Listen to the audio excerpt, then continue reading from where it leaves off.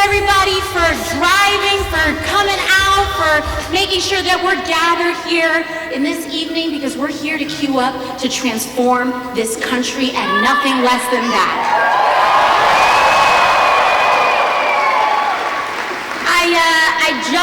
This is my first visit. Gracias!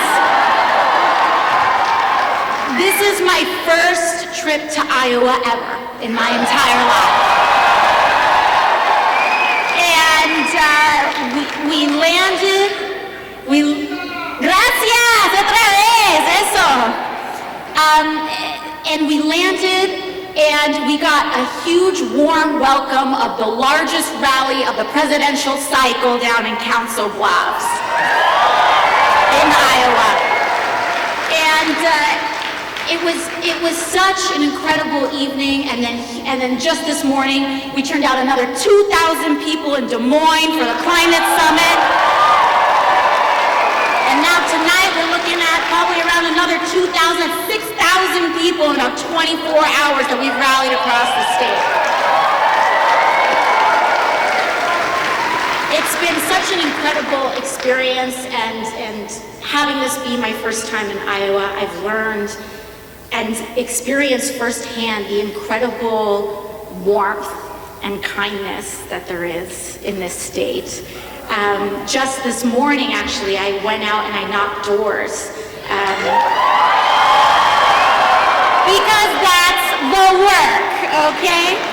And I was out knocking doors and in Des Moines, and it was really amazing. First of all, having knocked a lot of doors in New York City, knocking doors in Iowa is a much nicer thing.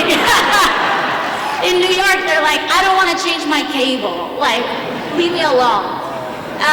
But in Iowa, you know, you just knock on a door and people are just open for a conversation. It's really amazing, and it's beautiful, and it's a testament to the culture, the neighborly culture you all have here. And I think it's incredibly important, because building on that culture is what this campaign is all about. It's the kind of culture we're trying to transform within our country. It's a country of loving thy neighbor, a culture of loving thy neighbor, a politics of loving thy neighbor. And to me, that's what policies like Medicare for All are all about. It's about loving thy neighbor. To me, ending police brutality in America is loving thy neighbor. To me, ending a brutal policy of caging children and their parents is about loving thy neighbor, ending that policy. To me, a living wage is loving thy neighbor. And to me, a Green New Deal is loving thy neighbor, our children, and our planet. And what's incredible is that we're holding these record-breaking rallies just weeks after we held the largest rally of the entire presidential cycle in New York City, in Queens. And what that tells me is that we're onto something. What that tells me is that people are ready for a true political revolution in the United States.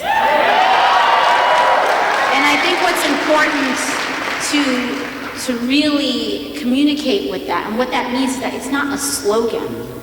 It's not a hashtag.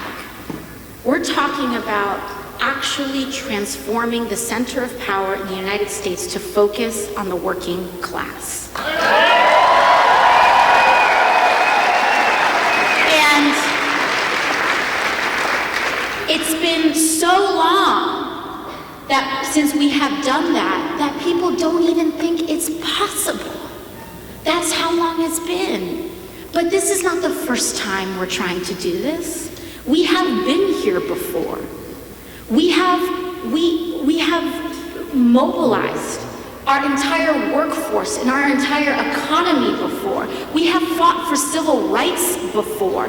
We have liberated and pursued and fought for marriage equality before. And I know it seems impossible, but it is not. In fact, it is more within our reach than it has ever been.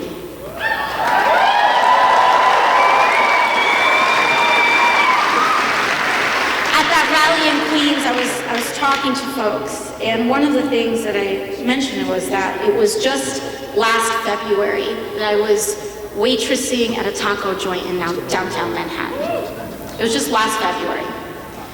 And no one would have thought that this whole situation was possible. I didn't, years ago, I didn't even think it was possible. I remember always trying to find people like me anywhere with any sort of decision-making power.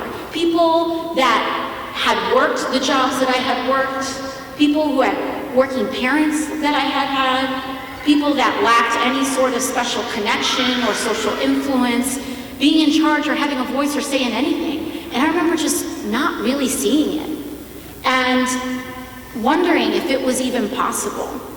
And for a while, I felt like I got jaded about our political system. For a while, I just felt this is a show. This is theater.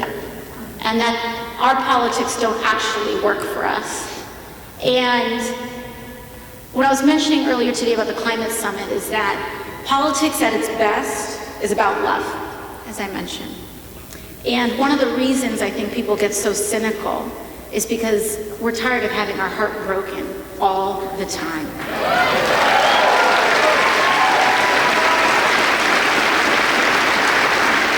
And so what happens when your heart gets broken over and over and over again? You just say, opt out, like I'm over this. Like I'm done with men or women or people, like I'm over it. You opt out. But what happens? You hold on. You hold on to that darkness. That doesn't go away. You hold on to that anger. You hold on to that resentment. You just keep it inside. And that's what's happened in our political process. That's what's happened to our sense of power. But the moment that turned around for me was when I decided to do something again.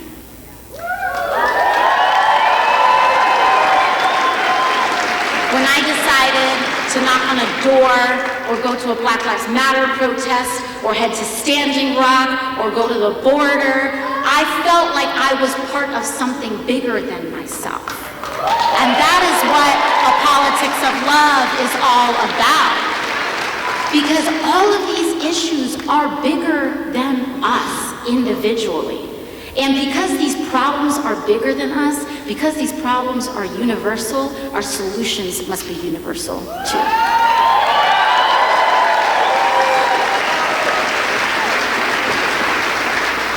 One of the questions, and one of the questions that we have is, that I've often gotten is, why Bernie? Why have you endorsed Senator Sanders? Why Bernie? And for me, one of the reasons why Bernie, I think everyone's why Bernie is a little different. Everyone's why Bernie is a little different because we all bring our personal stories here. We all have different life stories. For me, my why Bernie is because when I was born and my parents were expecting myself and my brother, they turned to Planned Parenthood in order to get prenatal services. And Bernie was fighting for me then. My why Bernie is because when I was a kid and my parents were struggling to be on health insurance and my mom was cleaning houses and my dad was trying to start a business, when my parents struggled with being able to have health insurance, let alone me, Bernie was fighting for them. Bernie was fighting for us. My why Bernie is because when I started reading the climate science and felt and saw that we almost acted in 1989, the year I was born, we almost acted and we didn't. And now our seas are rising, our droughts are expanding, our crops are reducing in their nutrient density. When I started reading that, and I felt the profound betrayal of the failure of political leadership then, and I look at what Bernie was doing, Bernie was fighting for us.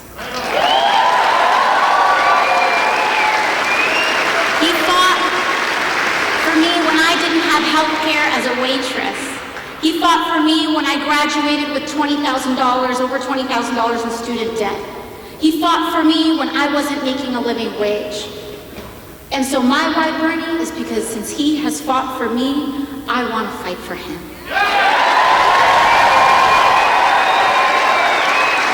Because there's a lot of talk in this cycle about unity. What does that mean? I don't know. What I do know is what solidarity means.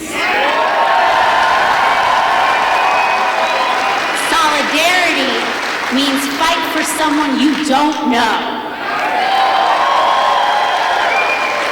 Bernie Sanders did not know when he was doing those things that he was fighting for me. He didn't know that, but he knew what he was fighting for. And now we want to fight for people we don't know too. That's what we have to do in this moment. Because people can unify under anything, really. You can unify, you can say like, let's unify under what have you, this, that, or the other. But solidarity means we're going to fight for each other.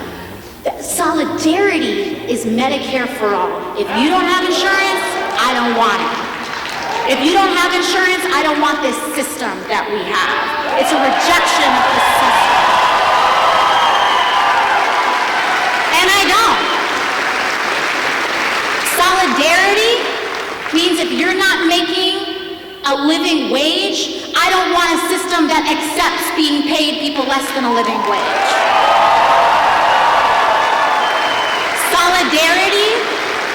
Solidarity means that if children and immigrants are being caged at our border, we can dismantle the systems that put them there. That's what solidarity means. And to all the folks who say none of these things are possible, we have to understand the impossibility and the irrationality of the system we have today. How is it possible that in the richest nation in the world, millions of people are too poor to live? How is that possible? That is what is impossible and unacceptable to me for a moral nation. How is it possible that when so many people are talking about unemployment, or rather that there are too many jobs, we can't fill them, that we reject people who are trying to come here and build a better life? That is impossible in a moral nation. How are we supposed to believe that in the wealthiest nation in the world, people struggle to keep a home? That is what is impossible. And so it's not that what we're fighting for is unreasonable. It's that people with limited political imagination cannot imagine an America that provides for working people. And that's not our fault, it's theirs.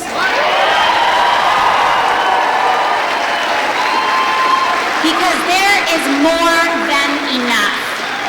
And frankly, just because someone else cannot imagine a political system that's not run by billionaires doesn't mean we shouldn't have a political system that's run by working people.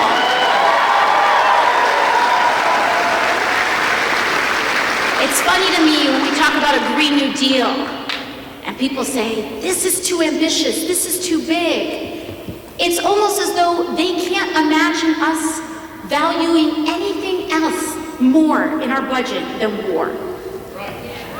It's that they can't imagine an America that values education as much as it values war. That values saving our planet as much as it values war.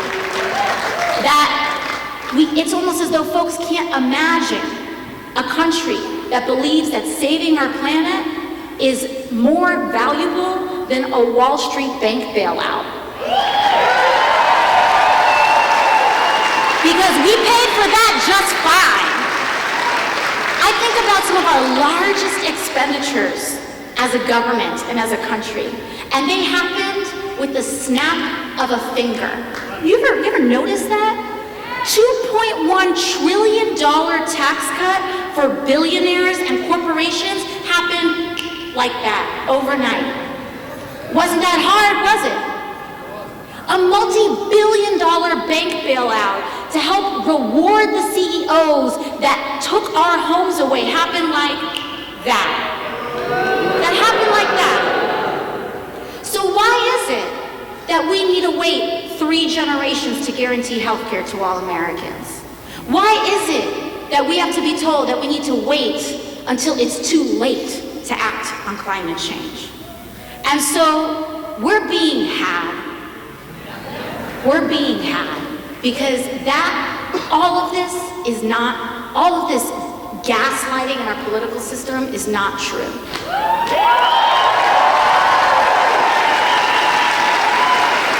But I want people to realize how important this moment is right now. When I was first running for office, and I was, I kept a Trader Joe's bag, and I put all of my canvassing materials in there. I put my clipboards and my little postcards that I had made, and I would tuck it behind the bar, and I'd work my shift, and then I'd grab my bag, change out of my clothes, and take a train out to Queens and do house parties with people and talk to people, 5 people at a time. And it was crazy. Only like a mad person would do this. Like, I don't know what overcame me. But, and I would go 5 people at a time to living rooms for months. And I go to a living room and there'd be 5 people in that living room, and I'd be telling them that actually we can unseat one of the most powerful members of the Democratic Party from our home. And people said, "You were crazy." And I said, it's not crazy for us to fight for ourselves and stand up for ourselves. So people have been telling us that we're nuts forever, and we have been accomplishing the impossible for a long time. This movement has been accomplishing the impossible the whole time. Because in this last century, we've electrified this country, literally. We have to think about things like the Tennessee Valley Authority. And we go dig back. And when people try to accuse us of going too far left, we're not pushing the party left. We are bringing the party home. It's time that we become the party of FDR again. It's time for us to become the party of the Civil Rights Act again. It's time for us to become the party that fights for queer liberation again. An anti-war party, a party that establishes peace and prosperity. That's the party I want to be again, and I want to go back home. That's what I want to do. And in order for us to go back home, we cannot go back home alone. We have to go back home together. That means we need to go back home with feminists. That means we have to go back home with the labor movement. That means we have to go back home with Black Lives Matter, go back home with the immigration movement. That means we have to go back home with the fight for 15. That means we have to go back home. That's how we go back home. Solidarity means you fight for someone you don't know. That solidarity means you bring someone with you to caucus. But what I mean by that is not just literally, but figuratively. Because I want you to vote, and I want you to caucus for someone you don't know. That's what that means. It means that when you walk in that night, you're gonna fight for a community that you haven't fought for before. That means all of us have to grow. That means all of us are in the pursuit of self-development. Because we need to understand our interconnected struggle. I was on my way here to Iowa, and I was reading a lot about climate change. Soybean yields are set to cut 25% by 2050 if we don't do anything about this. Maize as well. Sea rises out in coastal cities are set to threaten every major coastal city by 2050 in some way, shape, or form. Internet servers are on our coasts, and when those sea levels rise, it's going to create systemic failures if we do nothing. So tell me what costs more, doing something about it or not doing something about it? And with that, we have to realize that this country we have, the way things are today, is a choice. We choose to live like this. Our systems, our political leadership, etc., we have chosen in the richest country in the world to allow people to die because they can't afford insulin. That's not an accident. That is a choice of policy and of structure, and we don't have to choose that anymore.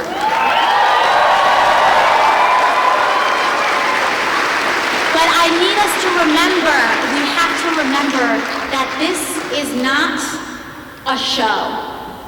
This is not something that we watch.